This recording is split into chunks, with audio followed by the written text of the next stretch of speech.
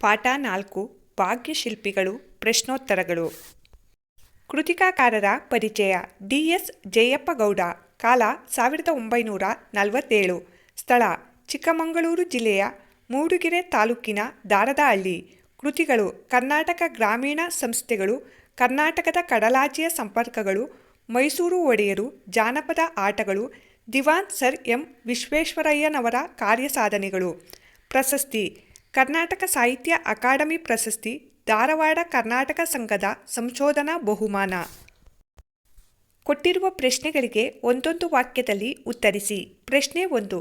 ನಾಲ್ವಡಿ ಕೃಷ್ಣರಾಜ ಒಡೆಯರು ಯಾವಾಗ ಪಟ್ಟಾಭಿಷಿಕ್ತರಾದರು? ಉತ್ತರ: ನಾಲ್ವಡಿ ಕೃಷ್ಣರಾಜ ಒಡೆಯರು 1895ರಲ್ಲಿ ಪಟ್ಟಾಭಿಷಿಕ್ತರಾದರು.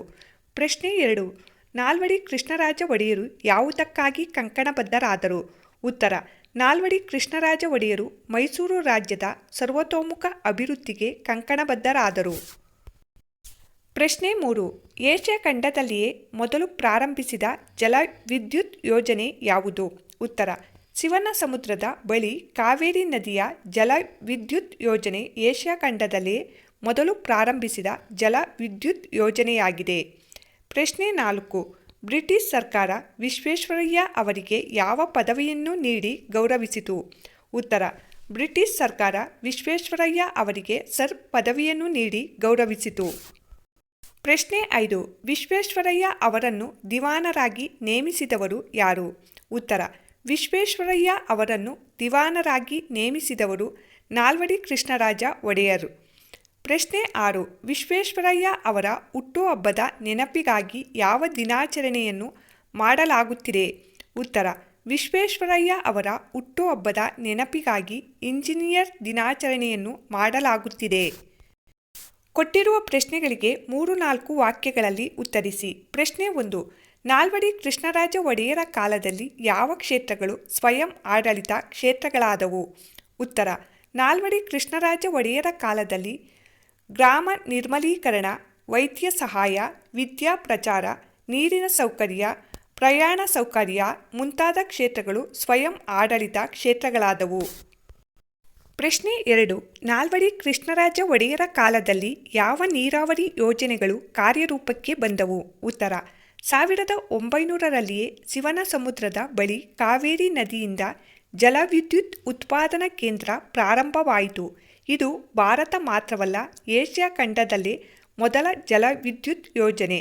1907ರಲ್ಲಿ ವಾಣಿ ವಿಲಾಸ ಸಾಗರ ಅಂದರೆ ಮಾರಿ ಕಣಿವೆ ಕಟ್ಟಲ್ಪಟ್ಟಿತು. 1911ರಲ್ಲಿ ಕೃಷ್ಣರಾಜ ಸಾಗರ ಇವರ ಬೃಹತ್ ಕೊಡುಗೆ. ಪ್ರಶ್ನೆ 3. ಶಿಕ್ಷಣದ ಬಗ್ಗೆ ವಿಶ್ವೇಶ್ವರಯ್ಯ ಅವರು ಏನೆಂದು ಹೇಳಿದ್ದಾರೆ? ಉತ್ತರ: ವಿಶ್ವೇಶ್ವರಯ್ಯ ಅವರು ಶಿಕ್ಷಣಕ್ಕಾಗಿ ಶಿಕ್ಷಣವಿರಬೇಕು, ಅದು ಕೆಲವೇ ಜನರ ಸೊತ್ತಾಗದೆ ಪ್ರಗತಿಪರ ರಾಜ್ಯದಲ್ಲಿ ಎಲ್ಲರ ಆಜನ್ಮಸಿದ್ಧ ಹಕ್ಕಾಗಬೇಕು ಎಂದು ಹೇಳಿದ್ದಾರೆ. ಪ್ರಶ್ನೆ 4. ನೆಹರು ಅವರು ಸರ್ ಎಂ ವಿಶ್ವೇಶ್ವರಯ್ಯ ಅವರ ಬಗ್ಗೆ ಏನೆಂದು ಹೇಳಿದ್ದಾರೆ? ಉತ್ತರ: ನೆಹರು ಅವರು ಸರ್ ಎಂ ವಿಶ್ವೇಶ್ವರಯ್ಯ ಅವರ ಬಗ್ಗೆ ದುರದೃಷ್ಟವಶಾತ್ ಭಾರತೀಯರಾದ ನಾವು ಹೆಚ್ಚು ಮಾತನಾಡುವವರು ಮತ್ತು ನುಡಿದಂತೆ ನಡೆಯಲಾರದವರೆಂಬ ದೂಷಣೆಗೆ ಒಳಗಾಗಿದ್ದೇವೆ. ತಾವು ಈ ಮಾತಿಗೆ ಬಹುದೊಡ್ಡ ರೀತಿಯಲ್ಲಿ ಹೊರತಾಗಿದ್ದೀರಿ.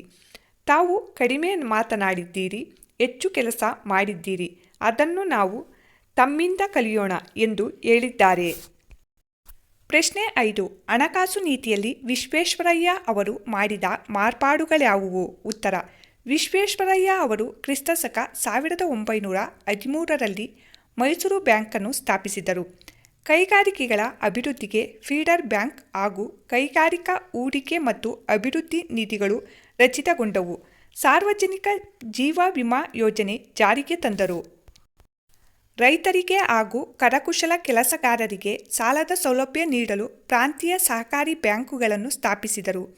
ರಾಜ್ಯದ ಆಸ್ತಿಯನ್ನು ಹೆಚ್ಚಿಸಿ ಆದಾಯ ತರುವುದರ ಮೂಲಕ ಅಭಿವೃದ್ಧಿ ಕಾರ್ಯಗಳ ಪ್ರಭಾವವನ್ನು ಅಳೆಯಲು ಅನುಕೂಲವಾಗುವಂತೆ ಅವ್ಯಯದಲ್ಲಿ ಹೊಸ ದೃಷ್ಟಿಕೋನವನ್ನು ಕಂಡುಕೊಂಡರು. ಕೊಟ್ಟಿರುವ ಪ್ರಶ್ನೆಗಳಿಗೆ 8-10 ವಾಕ್ಯದಲ್ಲಿ ಉತ್ತರಿಸಿ. ಪ್ರಶ್ನೆ 1. ನಾಲ್ವಡಿ ಕೃಷ್ಣರಾಜ ಒಡೆಯರ ಕಾಲದಲ್ಲಿ ಮೈಸೂರು ಮಾದರಿ ಮೈಸೂರು ರಾಜ್ಯ ಹೇಗಾಯಿತು? ಉತ್ತರ: 1902ರ ಆಗಸ್ಟ್ 8ನೇ ತಾರೀಕಿನಿಂದ ಮೈಸೂರು ರಾಜ್ಯದ ನೇರ ಉಸ್ತುವಾರಿ ಕೃಷ್ಣರಾಜ ಒಡೆಯರ ಸುಪರ್ದಿಗೆ ಬಂದಿತು. ಆಗ ದಿವಾನರಾಗಿದ್ದ ಸರ್ ಕೆ ಶೇಷಾದ್ರಿ ಅಯ್ಯರ್ರವರ ಸಹಕಾರದೊಡನೆ ಮೈಸೂರು ರಾಜ್ಯದ ಸರ್ವತೋಮುಖ ಅಭಿವೃದ್ಧಿಗೆ ನಾಲ್ವಡಿ ಕೃಷ್ಣರಾಜ ಒಡೆಯರು ಕಂಕಣಬದ್ಧರಾದರು. ಇವರ ಕಾಲದಲ್ಲಿ ಇಡೀ ಭರತ ಖಂಡದಲ್ಲಿ ಯಾವ ಸಂಸ್ಥಾನವೂ ಕಾಣದ ಅಭಿವೃದ್ಧಿಯನ್ನು ಮೈಸೂರು ರಾಜ್ಯವು ಕಂಡಿದ್ದರಿಂದ ಮೈಸೂರು ಸಂಸ್ಥಾನಕ್ಕೆ ಮಾದರಿ ಮೈಸೂರು ಎಂಬ ಕೀರ್ತಿ ಪ್ರಾಪ್ತವಾಯಿತು. ನಾಲ್ವಡಿ ಕೃಷ್ಣರಾಜ ಒಡೆಯರು ಅರಸು ಮನೆತನದಿಂದ ಬಂದವರಾಗಿದ್ದರೂ ಸಹ ಜನತೆ ಆಡಳಿತದಲ್ಲಿ ಪಾಲ್ಗೊಳ್ಳುವಿಕೆಯ ಪರವಾಗಿದ್ದರು. ಪ್ರಶ್ನೆ 2. ವಿಶ್ವೇಶ್ವರಯ್ಯ ಅವರು ಮೈಸೂರು ದಿವಾನರಾಗಿ ಸಲ್ಲಿಸಿದ ಸೇವೆಯನ್ನು ಕುರಿತು ಬರೆಯಿರಿ. ಉತ್ತರ: ವಿಶ್ವೇಶ್ವರಯ್ಯ ಮೈಸೂರು ಸಂಸ್ಥಾನದ ದಿವಾನರಾಗಿ ಆಡಳಿತದಲ್ಲಿ ಹೊಸ ಮಾದರಿಯನ್ನು ಅನುಷ್ಠಾನಗೊಳಿಸಿದರು. ಕಚೇರಿಯ ಕೆಲಸ ಕಾರ್ಯಗಳಲ್ಲಿ ಸಾಕಷ್ಟು ಸುಧಾರಣೆ ಮಾಡಿದರು. ಆಡಳಿತದಲ್ಲಿ ದಕ್ಷತೆ ಮತ್ತು ಪ್ರಾಮಾಣಿಕತೆಗೆ ಒತ್ತು ನೀಡಿದರು. ಸಂಸ್ಥಾನದಲ್ಲಿ ಸ್ಥಳೀಯ ಮಟ್ಟದಲ್ಲಿ ಕೇಂದ್ರೀಕೃತವಾಗಿದ್ದ ನ್ಯಾಯಾಂಗ ಮತ್ತು ಕಾರ್ಯಾಂಗಗಳ ಅಧಿಕಾರವನ್ನು ಪ್ರತ್ಯೇಕಗೊಳಿಸಿದರು. ರಾಜ್ಯ ಪ್ರವಾಸ ಮಾಡಿ ಅಜಮಾಯಿಸಿ ಕಾರ್ಯ ನಡೆಸಿದರು. ಸಮರ್ಥ ಕಾರ್ಯನಿರ್ವಹಣೆಗಾಗಿ ಸಮಿತಿಗಳನ್ನು ರಚಿಸಿದರು. ನೇಮಕಾತಿಯಲ್ಲಿ ಸ್ಥಳೀಯರಿಗೆ ಆದ್ಯತೆ ನೀಡಿದರು. ತಾಂತ್ರಿಕ ವೃತ್ತಿಪರ ಶಿಕ್ಷಣಕ್ಕೆ ಆದ್ಯತೆ ನೀಡಿದರು. ಭಾಷೆ, ಸಾಹಿತ್ಯ ಮತ್ತು ಸಂಶೋಧನೆಗಳಿಗೆ ಪ್ರೋತ್ಸಾಹ ನೀಡಿದರು. ಮೈಸೂರು ಸಂಸ್ಥಾನದಲ್ಲಿ ಕೈಗಾರಿಕೆಗೆ ಅಗ್ರ ಪ್ರಾಶಸ್ತ್ಯ ನೀಡಿದರು. ರಾಜ್ಯದ ಆರ್ಥಿಕ ಚಟುವಟಿಕೆಗಳಿಗೆ ಭದ್ರ ಬುನಾದಿ ಹಾಕುವ ಉದ್ದೇಶದಿಂದ ಹಣಕಾಸು ನೀತಿಯಲ್ಲಿ ಮಾರ್ಪಾಡು ಮಾಡಿದರು. ಪ್ರಶ್ನೆ 3. ಶಿಕ್ಷಣ ಕ್ಷೇತ್ರಕ್ಕೆ ವಿಶ್ವೇಶ್ವರಯ್ಯ ಅವರು ಸಲ್ಲಿಸಿದ ಕೊಡುಗೆಯನ್ನು ತಿಳಿಸಿ. ಉತ್ತರ: ವಿಶ್ವೇಶ್ವರಯ್ಯ ಅವರು ಆಧುನಿಕ ಶಿಕ್ಷಣವೇ ಎಲ್ಲ ಸಮಸ್ಯೆಗಳಿಗೂ ಪರಮೋಚ್ಚ ಪರಿಹಾರವೆಂದು ನಂಬಿದ್ದರು. ಕ್ರಿಸ್ತಶಕ 1913ರಲ್ಲಿ ಪ್ರಾಥಮಿಕ ಶಿಕ್ಷಣ ನಿಬಂಧನೆಯನ್ನು ಜಾರಿಗೆ ತಂದರು. ಮದ್ರಾಸ್ ವಿಶ್ವವಿದ್ಯಾನಿಲಯದ ನಿಯಂತ್ರಣಕ್ಕೆ ಒಳಪಟ್ಟಿದ್ದ ಪ್ರೌಢಶಿಕ್ಷಣ ಶಾಲೆಗಳನ್ನು ಬದಲಿಸಿ ಸಂಸ್ಥಾನವೇ ಪ್ರತ್ಯೇಕವಾದ ಪ್ರೌಢಶಿಕ್ಷಣದ ಅಂತಿಮ ಪರೀಕ್ಷೆ ನಡೆಸುವ ಯೋಜನೆಯನ್ನು ಆರ್ಥಿಕ ಪರಿಷತ್ತಿನ ಮೂಲಕ ಜಾರಿಗೆ ತಂದರು. ಮೈಸೂರು ವಿಶ್ವವಿದ್ಯಾನಿಲಯ ಸ್ಥಾಪಿಸಿದರು. ಶಿಕ್ಷಣಕ್ಕಾಗಿ ಶಿಕ್ಷಣವಿರಬೇಕು, ಅದು ಕೆಲವೇ ಜನರ ಸೊತ್ತಾಗದೆ ಪ್ರಗತಿಪರ ರಾಜ್ಯದಲ್ಲಿ ಎಲ್ಲರ ಆಜನ್ಮ ಸಿದ್ಧ ಹಕ್ಕಾಗಬೇಕು ಎಂಬುದನ್ನು ಮನಗಂಡ ಇವರು ತಾಂತ್ರಿಕ ಮತ್ತು ವೃತ್ತಿಪರ ಶಿಕ್ಷಣಕ್ಕೆ ಆದ್ಯತೆ ನೀಡಿದರು. ಬೆಂಗಳೂರಿನಲ್ಲಿ ಮೆಕ್ಯಾನಿಕಲ್ ಇಂಜಿನಿಯರಿಂಗ್ ಶಾಲೆ, ಮೈಸೂರಿನಲ್ಲಿ ಚಾಮರಾಜೇಂದ್ರ ತಾಂತ್ರಿಕ ಸಂಸ್ಥೆಗಳನ್ನು ಪ್ರಾರಂಭಿಸಿದರು. ಏಕೀಕೃತ ಕರ್ನಾಟಕದ ರಚನೆ ಮತ್ತು ಕನ್ನಡ ಭಾಷೆ ಹಾಗೂ ಸಾಹಿತ್ಯಗಳ ಬಗ್ಗೆ ಸಾರ್ವಜನಿಕರಲ್ಲಿ ಉಂಟಾಗಿದ್ದ ಒಲವನ್ನು ಮನಗಂಡು ಕನ್ನಡ ಸಾಹಿತ್ಯ ಪರಿಷತ್ತನ್ನು ಸ್ಥಾಪಿಸಿದ್ದು ಇವರ ಕಾಲದ ಮತ್ತೊಂದು ಮಹತ್ವದ ಸಾಧನೆ. ಸಂದರ್ಭ ಸಹಿತ ಸ್ವಾರಸ್ಯವನ್ನು ವಿವರಿಸಿ. ಸಂದರ್ಭ 1. ಸಾಮಾಜಿಕ ಕಾನೂನುಗಳ ಅಧಿಕಾರ. ಆಯ್ಕೆ: ಈ ವಾಕ್ಯವನ್ನು ಭಾಗ್ಯಶಿಲ್ಪಿಗಳು ಗದ್ಯ ಭಾಗದಲ್ಲಿರುವ ಪಠ್ಯ ಪುಸ್ತಕ ಸಮಿತಿಯು ಸಂಗ್ರಹಿಸಿ ನೀಡಿರುವ ನಾಲ್ವಡಿ ಕೃಷ್ಣರಾಜ ಒಡೆಯರು ಭಾಗದಿಂದ ಆರಿಸಿಕೊಳ್ಳಲಾಗಿದೆ. ಸಂದರ್ಭ: ನಾಲ್ವಡಿ ಕೃಷ್ಣರಾಜ ಒಡೆಯರ ಕೊಡುಗೆಗಳನ್ನು ವಿವರಿಸುವ ಸಂದರ್ಭದಲ್ಲಿ ಲೇಖಕರು ಈ ಮಾತನ್ನು ಹೇಳಿದ್ದಾರೆ. ನಾಲ್ವಡಿ ಕೃಷ್ಣರಾಜ ಒಡೆಯರು ಸ್ಥಳೀಯ ಸಂಸ್ಥೆಗಳನ್ನು ರಚಿಸಿ ಆಡಳಿತ ವಿಕೇಂದ್ರೀಕರಣ ಮಾಡಿದರು. ಮೈಸೂರು ಸಂಸ್ಥಾನವನ್ನು ಮಾದರಿ ಸಂಸ್ಥಾನವನ್ನಾಗಿ ರೂಪಿಸಿದರು. ಸಾಮಾಜಿಕ ಕಾನೂನುಗಳ ಅಧಿಕಾರ ಎಂದು ಹೆಸರಾದರು. ಸಾಹಿತ್ಯ, ಸಂಗೀತ, ವಾಸ್ತುಶಿಲ್ಪಗಳ ಅಭಿವೃದ್ಧಿಗೆ ಒತ್ತು ನೀಡಿದರು. ಸ್ವಾರಸ್ಯ: ಸ್ವತಃ ರಾಜರಾಗಿ ಕೇಂದ್ರೀಕೃತ ವ್ಯವಸ್ಥೆಗೆ ಬದಲಾಗಿ ಆಡಳಿತದಲ್ಲಿ ವಿಕೇಂದ್ರೀಕೃತ ವ್ಯವಸ್ಥೆ ತಂದು ಸಾಮಾಜಿಕ ಕಾನೂನುಗಳನ್ನು ಜಾರಿಗೊಳಿಸಿದ ಒಡೆಯರಿಗೆ ಈ ಬಿರುದು ನೀಡಿರುವುದು ಒಪ್ಪುವಂಥದ್ದಾಗಿದೆ. ಸಂದರ್ಭ 2. ಅವರ ಸಾಧನೆಯ ಕಿರೀಟಕ್ಕೆ ಮತ್ತೊಂದು ಗರಿಯನ್ನು ಸೇರಿಸಿತು. ಆಯ್ಕೆ: ಈ ವಾಕ್ಯವನ್ನು ಶ್ರೀ ಡಿ. ಎಸ್. ಜಯಪ್ಪಗೌಡ ಅವರು ರಚಿಸಿರುವ ದಿವಾನ್ ಸರ್ ಎಂ. ವಿಶ್ವೇಶ್ವರಯ್ಯನವರ ಕಾರ್ಯಸಾಧನೆಗಳು ಎಂಬ ಕೃತಿಯಿಂದ ಆಯ್ದ ಭಾಗ್ಯಶಿಲ್ಪಿಗಳು ಎಂಬ ಗದ್ಯಭಾಗದಿಂದ ಆರಿಸಿಕೊಳ್ಳಲಾಗಿದೆ. ಸಂದರ್ಭ: ವಿಶ್ವೇಶ್ವರಯ್ಯ ಅವರು ಪೂನಾದ ಮುತಾ ಕಾಲುವೆಗೆ ನೀರಿನ ನೆಲೆಯಾಗಿದ್ದ ಪೀಪ್ ಜಲಾಶಯಕ್ಕೆ ಸ್ವತಃ ತಾವೇ ಅನ್ವೇಷಣೆ ಮಾಡಿದ ಸ್ವಯಂಚಾಲಿತ ಬಾಗಿಲುಗಳನ್ನು ಯಶಸ್ವಿಯಾಗಿ ಅಳವಡಿಸಿದರು ಎಂದು ಹೇಳುವ ಸಂದರ್ಭದಲ್ಲಿ ಲೇಖಕರು ಈ ಮಾತನ್ನು ಹೇಳಿದ್ದಾರೆ. ಸ್ವಾರಸ್ಯ: ವಿಶ್ವೇಶ್ವರಯ್ಯ ಅವರಲ್ಲಿದ್ದ ಬುದ್ಧಿಶಕ್ತಿ ಹಾಗೂ ಅನ್ವೇಷಣೆ ಸಾಮರ್ಥ್ಯವನ್ನು ಈ ಮಾತಿನ ಮೂಲಕ ಸ್ವಾರಸ್ಯಪೂರ್ಣವಾಗಿ ಅಭಿವ್ಯಕ್ತಪಡಿಸಲಾಗಿದೆ. ಸಂದರ್ಭ 3. ಮೈಸೂರು ಸಂಸ್ಥಾನಕ್ಕೆ ಮಾದರಿ ಮೈಸೂರು ಎಂಬ ಕೀರ್ತಿ ಪ್ರಾಪ್ತವಾಯಿತು. ಆಯ್ಕೆ. ಈ ವಾಕ್ಯವನ್ನು ಭಾಗ್ಯಶಿಲ್ಪಿಗಳು ಗದ್ಯ ಭಾಗದಲ್ಲಿರುವ ಪಠ್ಯಪುಸ್ತಕ ಸಮಿತಿಯು ಸಂಗ್ರಹಿಸಿ ನೀಡಿರುವ ನಾಲ್ವಡಿ ಕೃಷ್ಣರಾಜ ಒಡೆಯರು ಭಾಗದಿಂದ ಆರಿಸಿಕೊಳ್ಳಲಾಗಿದೆ. ಸಂದರ್ಭ: ಮೈಸೂರು ಸಂಸ್ಥಾನದ ಆಳ್ವಿಕೆ ನಾಲ್ವಡಿ ಕೃಷ್ಣರಾಜ ಒಡೆಯರ ಸುಪರ್ದಿಗೆ ಬಂದಿತು. ಆಗ ದಿವಾನರಾಗಿದ್ದ ಕೆ. ಶೇಷಾದ್ರಿ ಅಯ್ಯರ್ ಅವರ ಸಹಕಾರದೊಂದಿಗೆ ನಾಲ್ವಡಿಯವರು ಮೈಸೂರು ರಾಜ್ಯದ ಸರ್ವತೋಮುಖ ಅಭಿವೃದ್ಧಿಗೆ ಕಂಕಣಬದ್ಧರಾಗಿ ಆಡಳಿತ, ಶಿಕ್ಷಣ, ಆರ್ಥಿಕ, ಸಾಮಾಜಿಕ ಹೀಗೆ ಎಲ್ಲ ಕ್ಷೇತ್ರಗಳಲ್ಲಿಯೂ ಬದಲಾವಣೆಗಳನ್ನು ತಂದರು. ಇದರಿಂದ ಇವರ ಕಾಲದಲ್ಲಿ ಮೈಸೂರು ಸಂಸ್ಥಾನವು ಯಾವ ಸಂಸ್ಥಾನವೂ ಕಾಣದ ಅಭಿವೃದ್ಧಿ ಸಾಧಿಸಿತು ಎಂದು ಹೇಳುವ ಸಂದರ್ಭದಲ್ಲಿ ಈ ಮಾತು ಬಂದಿದೆ.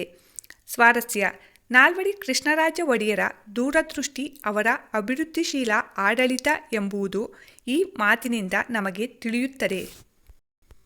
ಸಂದರ್ಭ 4. ತಾವು ಕಡಿಮೆ ಮಾತನಾಡಿದ್ದೀರಿ, ಹೆಚ್ಚು ಕೆಲಸ ಮಾಡಿದ್ದೀರಿ. ಆಯ್ಕೆ. ಈ ವಾಕ್ಯವನ್ನು ಶ್ರೀ ಟಿ. ಎಸ್. ಜಯಪ್ಪಗೌಡ ಅವರು ರಚಿಸಿರುವ ದಿವಾನ್ ಸರ್ ಎಂ ವಿಶ್ವೇಶ್ವರಯ್ಯನವರ ಕಾರ್ಯಸಾಧನೆಗಳು ಎಂಬ ಕೃತಿಯಿಂದ ಆಯ್ದ ಭಾಗ್ಯಶಿಲ್ಪಿಗಳು ಎಂಬ ಗದ್ಯಭಾಗದಿಂದ ಆರಿಸಲಾಗಿದೆ.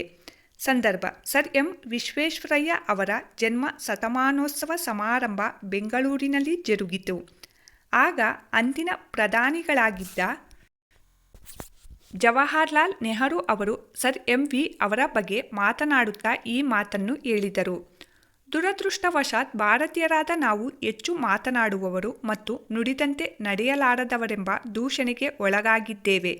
ತಾವು ಈ ಮಾತಿಗೆ ಬಹುದೊಡ್ಡ ರೀತಿಯಲ್ಲಿ ಹೊರತಾಗಿದ್ದೀರಿ. ತಾವು ಕಡಿಮೆ ಮಾತನಾಡಿದ್ದೀರಿ, ಹೆಚ್ಚು ಕೆಲಸ ಮಾಡಿದ್ದೀರಿ. ಅದನ್ನು ನಾವು ತಮ್ಮಿಂದ ಕಲಿಯೋಣ ಎಂದು ಆ ಸಂದರ್ಭದಲ್ಲಿ ಹೊಗಳಿದರು. ಸ್ವಾರಸ್ಯ: ಈ ಮಾತಿನಲ್ಲಿ ಸರ್ ಎಂ ವಿ ಅವರು ಸಲ್ಲಿಸಿದ ಅಗಾಧ ಸೇವೆ ಇಡೀ ಭಾರತಾದ್ಯಂತ ಎಲ್ಲರ ಮನ ಸೆಳೆದಿತ್ತು. ಜೊತೆಗೆ ಅವರ ಕರ್ತವ್ಯ ನಿಷ್ಠೆ ಎಲ್ಲರಿಗೂ ಮಾದರಿಯಾಗಿತ್ತು ಎಂಬುದನ್ನು ತಿಳಿಯಬಹುದಾಗಿದೆ. ಬಿಟ್ಟ ಸ್ಥಳವನ್ನು ಸರಿಯಾದ ಪದದಿಂದ ತುಂಬಿರಿ. 1. ನಾಲ್ವಡಿ ಕೃಷ್ಣರಾಜ ಒಡೆಯರವರಿಗೆ ರಿಜೆಂಟರಾಗಿ ಕಾರ್ಯನಿರ್ವಹಿಸಿದವರು ಡ್ಯಾಸ್. ಉತ್ತರ: ಮಹಾರಾಣಿ ವಾಣಿ ವಿಲಾಸರವರು. 2. 1914ರಲ್ಲಿ ಶಾಲಾ ಪ್ರವೇಶಕ್ಕೆ ಡ್ಯಾಸ್ ನಿಷೇಧವಾಯಿತು. ಉತ್ತರ: ಜಾತಿ ಪರಿಗಣನೆಯ. 3. ವಿಶ್ವೇಶ್ವರಯ್ಯ ಅವರು ಮುಂಬೈ ಪ್ರಾಂತ್ಯದಲ್ಲಿ ಡ್ಯಾಶ್ ಆಗಿ ಸೇವೆ ಪ್ರಾರಂಭಿಸಿದರು. ಉತ್ತರ: ಸಹಾಯಕ ಇಂಜಿನಿಯರ್. 4. ಮುಂಬೈ ಪ್ರಾಂತ್ಯದ ಗವರ್ನರ್ ಆಗಿದ್ದ ಡ್ಯಾಶ್ ಅವರು ವಿಶ್ವೇಶ್ವರಯ್ಯ ಅವರನ್ನು ಮುಕ್ತಕಂಠದಿಂದ ಆಡಿ ಹೊಗಳಿದರು. ಉತ್ತರ: ಲಾರ್ಡ್ ಸಂಡ್ ಹರ್ಸ್ಟ್. 5. ಭಾರತ ಸರ್ಕಾರವು ವಿಶ್ವೇಶ್ವರಯ್ಯನವರಿಗೆ ಡ್ಯಾಶ್ ಎಂಬ ಪ್ರಶಸ್ತಿ ನೀಡಿ ಗೌರವಿಸಿತು. ಉತ್ತರ: ಭಾರತ ರತ್ನ. ಭಾಷಾ ಚಟುವಟಿಕೆ: ಕೊಟ್ಟಿರುವ ಪದಗಳ ತತ್ಸಮ ತದ್ಭವ ಬರೆಯಿರಿ. ವಂಶ ಬಂಜ, ಸ್ನಾನ ತಾನ ಅಥವಾ ತಾಣ, ಯಶ ಜಸ, ಪಟ್ಟಣ ಪತ್ತನ, ಕಾರ್ಯ ಕಜ್ಜ. ನೀಡಿರುವ ಪದಗಳಲ್ಲಿ ಅನ್ಯದೇಶೀಯ ಪದಗಳನ್ನು ಆರಿಸಿ ಬರೆಯಿರಿ. ಅನ್ಯದೇಶೀಯ ಪದಗಳು: ಡಿಪ್ಲೊಮಾ, ದಿವಾನ, ಸೋಪು, ಕಾರ್ಖಾನೆ, ಕಾಗದ, ಕಚೇರಿ. ಕೊಟ್ಟಿರುವ ಗಾದೆಗಳ ಅರ್ಥವನ್ನು ವಿಸ್ತರಿಸಿ ಬರೆಯಿರಿ. ಕೂಡಿ ಬಾಳಿದರೆ ಸ್ವರ್ಗ ಸುಖ. ಕೂಡಿ ಬಾಳಿದರೆ ಸ್ವರ್ಗ ಸುಖ ಇದೊಂದು ಪ್ರಸಿದ್ಧ ಗಾದೆಯಾಗಿದೆ. ಹಿರಿಯರು ಕಿರಿಯರಿಗೆ ಹೇಳಿರುವ ಕಿವಿ ಮಾತು ಸಹ ಆಗಿದೆ. ಇಂದಿನ ಕಾಲದಲ್ಲಿ ಅವಿಭಕ್ತ ಕುಟುಂಬವಿದ್ದು ಮನೆ ತುಂಬ ಜನ ಇರುತ್ತಿದ್ದರು. ಅಜ್ಜ ಅಜ್ಜಿ, ದೊಡ್ಡಪ್ಪ ದೊಡ್ಡಮ್ಮ ಅವರ ಮಕ್ಕಳು, ಚಿಕ್ಕಮ್ಮ ಚಿಕ್ಕಪ್ಪ ಅವರ ಮಕ್ಕಳು, ಅಣ್ಣ ಅತ್ತಿಗೆ ಎಲ್ಲರೂ ಇರುತ್ತಿದ್ದರು. ಇದರಿಂದ ಮನೆಯಲ್ಲಿ ಎಲ್ಲರ ಕಷ್ಟ ಸುಖಗಳಲ್ಲಿಯೂ ಎಲ್ಲರೂ ಆತ್ಮೀಯವಾಗಿ ಪಾಲ್ಗೊಳ್ಳುತ್ತಿದ್ದರು. ಮದುವೆ ಮುಂಜಿ ಹಬ್ಬ ಹರಿದಿನಗಳಲ್ಲಿಯಂತೂ ಆ ಸಂಭ್ರಮ ಹೇಳತೀರದು. ಆ ಕುಟುಂಬವು ಒಂದು ಜೇನಿನ ಗೂಡಿನಂತೆ ಇತ್ತು. ಹಾಡು, ಸಂಭ್ರಮ, ಸುಖ, ಖುಷಿ ಎಲ್ಲವನ್ನೂ ನಾವು ಅಲ್ಲಿ ಕಾಣಬಹುದು. ಮನೆಯ ಹೆಣ್ಣು ಮಕ್ಕಳು ರೇಷ್ಮೆ ಸೀರೆ ಉಟ್ಟು ಒಡವೆ ಧರಿಸಿ ಓಡಾಡುವುದು, ನಗುತ್ತಾ ಓಡಾಡುವುದು ಸ್ವರ್ಗದಂತೆ ಇರುತ್ತಿತ್ತು. ಮನೆ ಮಂದಿಯೆಲ್ಲ ಒಟ್ಟಿಗೆ ಇರುವುದನ್ನು ಕಂಡು ಹಿರಿಯರು ಹೇಳಿದ ಮಾತೇನೆಂದರೆ ಕೂಡಿ ಬಾಳಿದರೆ ಸ್ವರ್ಗ ಸುಖ ಎಂದು. ಮಾತೆ ಮುತ್ತು ಮಾತೆ ಮೃತ್ಯು. ಮಾತೆ ಮುತ್ತು ಮಾತೆ ಮೃತ್ಯು ಎಂಬ ಮಾತು ನೀವೆಲ್ಲ ಕೇಳಿದ್ದೀರಿ. ಮಾತನಾಡುವಾಗ ನಮ್ಮ ನಾಲಿಗೆ ಮೇಲೆ ಹಿಡಿತ ಇರಬೇಕು, ಏಕೆಂದರೆ ನಾವು ಎಚ್ಚರ ತಪ್ಪಿ ಆಡುವ ಮಾತು ಕೆಲವರ ಮನಸ್ಸಿಗೆ ನೋವು ತರಬಹುದು, ಕೆಲವರಿಗೆ ಕಿರಿಕಿರಿ ಉಂಟು ಮಾಡಬಹುದು. ನಾವಾಡುವ ಮಾತು ಎದುರಿಗಿರುವ ವ್ಯಕ್ತಿಗೆ ಕೋಪ ತರಿಸಿ ಆತ ನಮ್ಮ ಮೇಲೆ ದಾಳಿಗೆ ಇಳಿಯಬಹುದು. ಕೆಲವೊಮ್ಮೆ ಸಿಟ್ಟು ಅತಿರೇಕಕ್ಕೆ ಹೋಗಿ ಹಿಡಿತ ತಪ್ಪಿದರೆ ಇಬ್ಬರ ಮಾರಾಮಾರಿಯಲ್ಲಿ ಸಾವು ಕೂಡ ಸಂಭವಿಸಬಹುದು. ಆದ್ದರಿಂದ ನಾವಾಡುವ ಮಾತಿನ ಮೇಲೆ ನಮಗೆ ನಿಗಾ ಇರುವುದು ಒಳ್ಳೆಯದು.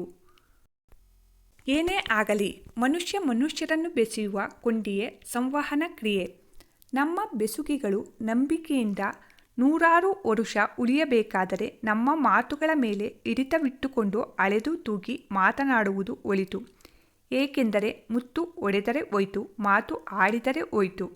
ಹಾಗಾಗಿ ಮಾತು ಸುಂದರವಾಗಿರಲಿ, ಕೇಳುವವರ ಕಿವಿಗೆ ಇಂಪಾಗಿರಲಿ, ಆಡುವ ಪ್ರತಿಯೊಂದು ಮಾತು ಮೌಲ್ಯಯುತವಾಗಿರಲಿ.